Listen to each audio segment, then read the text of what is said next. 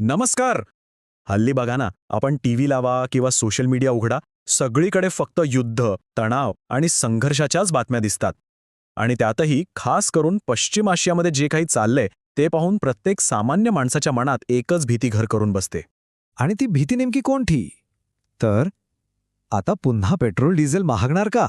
Gas सिलेंडरचे भाव परत एकदा आकाशाला भिडणार का? ही चिंता आपल्या सगळ्यांच्या मनात आहे, नाही का? साहजिकच आहे. आपल्या सगळ्यांनाच आपल्या घराच्या बजेटची काळजी असते, कारण आपल्याला पक्क माहीत आहे की महागाईचा पहिला आणि सगळ्यात मोठा फटका बसतो तो थेट आपल्या स्वयंपाकघरालाच. पण थांबा, या सगळ्या काळजी टाकणाऱ्या वातावरणात एक खूप दिलासादायक बातमी आहे. भारत सरकारने एक मोठी ग्वाही दिली आहे.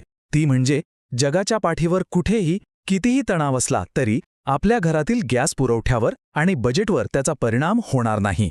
हो, हे अगदी खरंय. पेट्रोलियम सचिव सुजाता शर्मा यांनी स्वतः हे स्पष्ट आश्वासन दिलंय.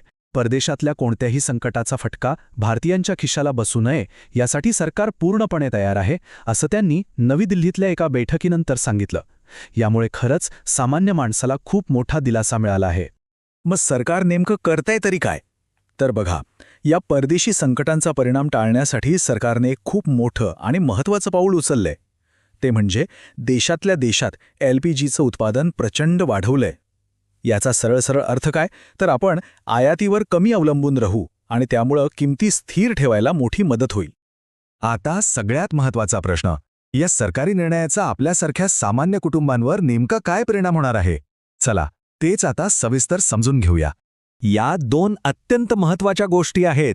पहिली गोष्ट म्हणजे गॅस बुकिंग करण्याची मुदत आता वाढवण्यात आली आहे. आणि दुसरी, जी त्याहूनही महत्त्वाची आहे, ती म्हणजे देशभरात गॅसचा पुरवठा पूर्णपणे स्थिर आणि सुरळीत ठेवण्यात आलाय. म्हणजे बघा, आपण शहरात राहत असू किंवा एखाद्या दुर्गम गावात, आता गॅस संपेल या भीतीनं घाई गडबड करायची अजिबात गरज नाही. सरकारनं हे स्पष्ट केले की देशाच्या कानाकोपऱ्यात कुठल्याही गॅस एजन्सीमध्ये स्टॉकची जराही कमतरता भासणार नाही. थोडक्यात सांगायचं झालं तर सरकारने फक्त उत्पादनच नाही वाढवलं, तर एकंदरीत गॅस पुरवठ्याची संपूर्ण साखळी, सागरी सुरक्षा आणि ग्रामीण भागाचा विकास या सगळ्याच आघाड्यांवर जय्यत तयारी केली आहे.